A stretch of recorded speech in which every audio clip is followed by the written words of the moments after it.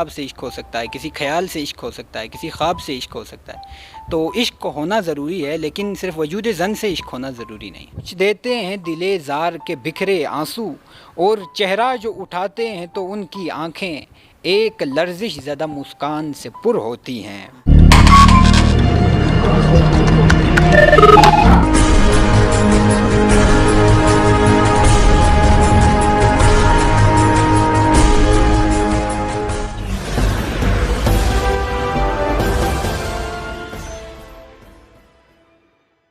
السلام علیکم ناظرین، میں ہوں آپ کا میزبان انظر حسین اندل اور آپ دیکھ رہے ہیں آزاد ٹی وی GB۔ ناظرین، گلبلستان جتنے قدرتی وسائل سے مالا مال ہے، اسی طرح اردو ادب سے بھی گلبلستان مالا مال ہے۔ اسی لیے ہم نے ایک سلسلہ پروگرام سٹارٹ کیا ہوا ہے جس کا نام سکون ساز رکھا ہوا ہے۔ اسی پروگرام میں ہم گلبلستان کے ادبی شخصیات سے آپ کی ملاقات کرتے رہیں گے۔ اس سوگوار عہد میں ہم جیسے خوش مزاج ہنستے ہیں تاکہ لوگ خدا پر یقین رہے۔ میری مراد جناب عبید ثاقب سے ہے۔ عبید بھائی، چند روایتی سا سوال آپ سے کرنا چاہوں گا کہ کیا شاعر ناکام عاشق ہوتا ہے؟ انزل، میرے نزدیک شاعر کے لیے ناکام عاشق ہونا ضروری نہیں ہے۔ شاعر معاشرے کا کوئی بھی حساس فرد ہوتا ہے جو معاشرے کے مختلف مسائل کو، مختلف چیزوں کو، کیفیات کو، جو خارجی ہوں داخلی ہوں، تمام کیفیات کو دیکھتا ہے، اور شعر کیفیت سے جنم لیتا ہے۔ کسی بھی طرح کی کیفیت جو شاعر کے اندر مد و جزر کوئی اتار چڑھاؤ لاتی ہے تو تب شعر جنم لیتا ہے۔ لیکن شاعر کے لیے ناکام عاشق ہونا ضروری نہیں، بس یہ کہ درد دل ہونا ضروری ہے۔ اچھا عبید بھائی، اسی سے متعلق میرا ایک اور سوال کہ کیا آپ کو کبھی کسی سے عشق ہوا ہے؟ انزل، عشق کی کئی اقسام ہوتی ہے۔ ایک عشق حقیقی ہو سکتا ہے، مجازی ہو سکتا ہے، اور عشق میں صرف وجود زن ہونا ضروری نہیں۔ شاعر کا بنیادی جو ہے وہ محبت ہے، وہ محبت کرتا ہے، اور جمالیات، حص جمالیات اس کی قوی ہوتی ہے، وہ خوبصورت چیزوں کی طرف اٹریکٹ زیادہ ہوتا ہے۔ تو عشق میں یہاں صرف عورت کے وجود کو یا کسی بھی وجود زن کو لے کے عشق نہیں، عشق کائنات سے عشق ہو سکتا ہے، کتاب سے عشق ہو سکتا ہے، کسی خیال سے عشق ہو سکتا ہے، کسی خواب سے عشق ہو سکتا ہے۔ تو عشق ہونا ضروری ہے، لیکن صرف وجود زن سے عشق ہونا ضروری نہیں۔ کیا عبید بھائی آپ کو لگتا ہے کہ مجھے یہ بتائیں کہ پہلے شاعر جو ہے معاشرے کا کس طرح کا رخ بیان کرتا ہے، کس طرح شاعر اپنا کردار معاشرے میں ادا کر سکتا ہے؟ شاعر معاشرے میں مختلف کردار ادا کرتا ہے کئی جگہوں پہ، جہاں ضرورت کے حساب سے۔ شاعر سب سے پہلے قدرت کے حسن کو بیان کرتا ہے، معاشرے میں انقلابی خیالات کو۔ شاعر کا عوام کے ساتھ تعلق بہت زیادہ مضبوط ہوتا ہے، شاعر کی بات اتنی سہل ہوتی ہے کہ وہ عوام کے دلوں پر اثر کرتی ہے۔ تو شاعر کا یہ ہے کہ وہ معاشرے کو دیکھ کر معاشرے کی ضرورت کے حساب سے اپنا کردار ادا کرتا ہے۔ جی بالکل، ہم آپ سے ایک غزل سننا چاہیں گے اگر آپ چاہیں تو۔ ضرور۔ ایک تازہ غزل ہے کہ سونے لگتے تھے تو خوابوں میں پری آتی تھی، کیا کہنے ہیں؟ سونے لگتے تھے تو خوابوں میں پری آتی تھی، آنکھ کھل جاتی تو بس در بدری آتی تھی، اول اول تو میرے زخم بھی سل جاتے تھے، اول اول تو میرے زخم بسل جاتے تھے، اول اول تو میرے زخم بھی سل جاتے تھے، پہلے پہلے تو اسے بخیا گری آتی تھی، کیا کہنے ہیں؟ اپنا نوحہ میں درختوں کو سناتا تھا، اور کیا عمدہ شعر ہے۔ اپنا نوحہ میں درختوں کو سناتا تھا، اور چیخ جنگل سے بہت درد بری آتی تھی، ڈاکیا آتا ہے گاؤں میں تو یاد آتا ہے، ڈاکیا آتا ہے گاؤں میں تو یاد آتا ہے، آتا ہے گاؤں میں تو یاد آتا ہے، ڈاکیا آتا ہے گاؤں میں تو یاد آتا ہے، میرے خط میں بھی کبھی خوش خبری آتی تھی، اب تو بے خوف چلی آتی ہے وہ پہلو میں، اب تو بے خوف چلی آتی ہے وہ پہلو میں، پہلے پہلے تو وہ دل میں بھی ڈری آتی، کیا کہنے ہوئے؟ مقرر۔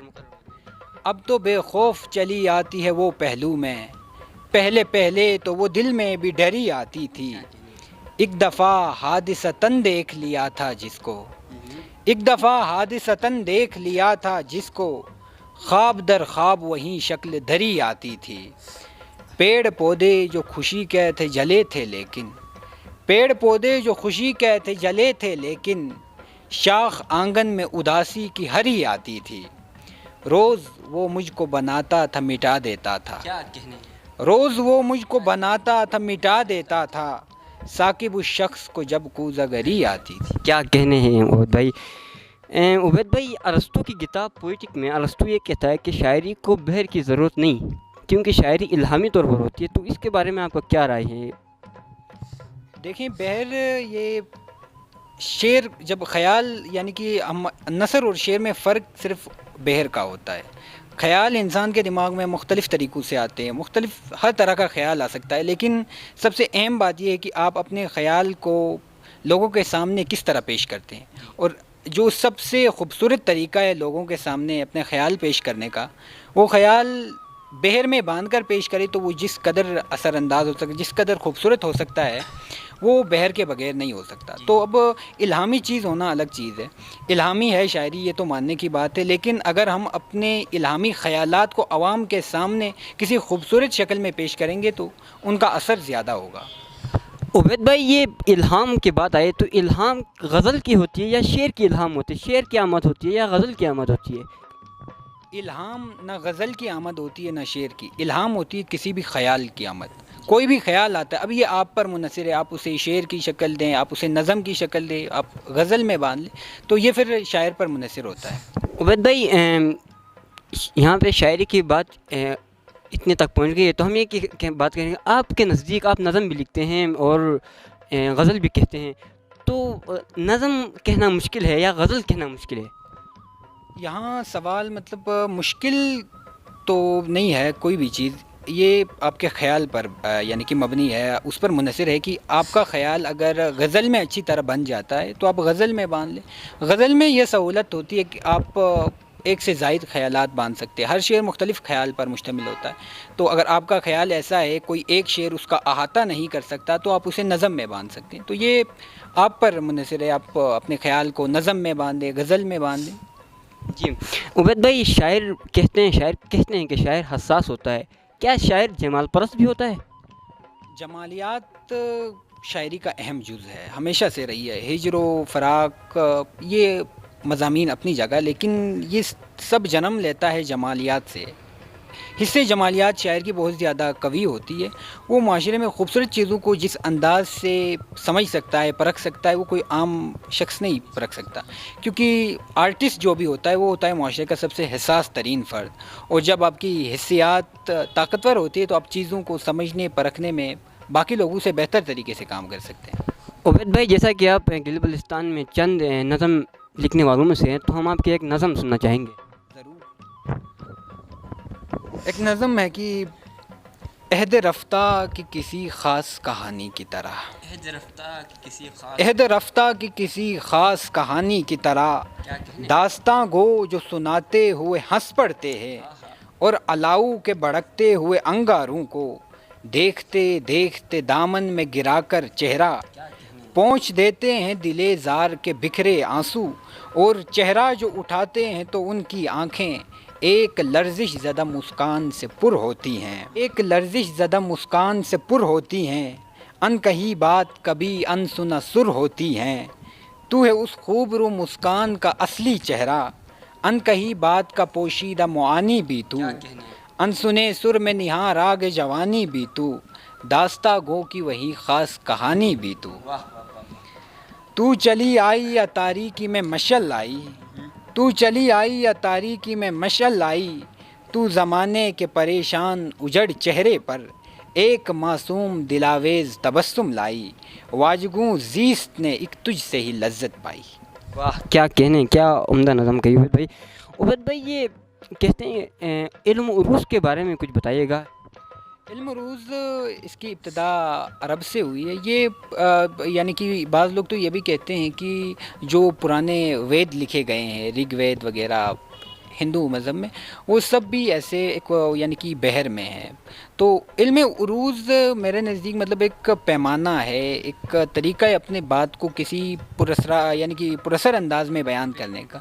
तो इल्म उरूज़ में ये कि कुछ अगर शायरी के हवाले से बात करें हालिया इनमें तो करीबन 25 बहूर हैं, उनमें लिखा जाता है. और बहर में लिखने से ये होता कि ख़याल मज़ीद खूबसूरत अंदाज़ में आवाम के सामने आ जाता है. तो उन बहूर में, उनके अरकान में, उन्हीं के बीच मतलब उरूज़ फिल एक बिल्कुल अलग इल्म है. جو شاعری کو ایک خوبصورت شکل دے دیتا ہے. کیا عروج کے بغیر شاعر نہیں بنا جا سکتا؟ شاعر نہیں ہوتا ہے کہ عروج کے بغیر؟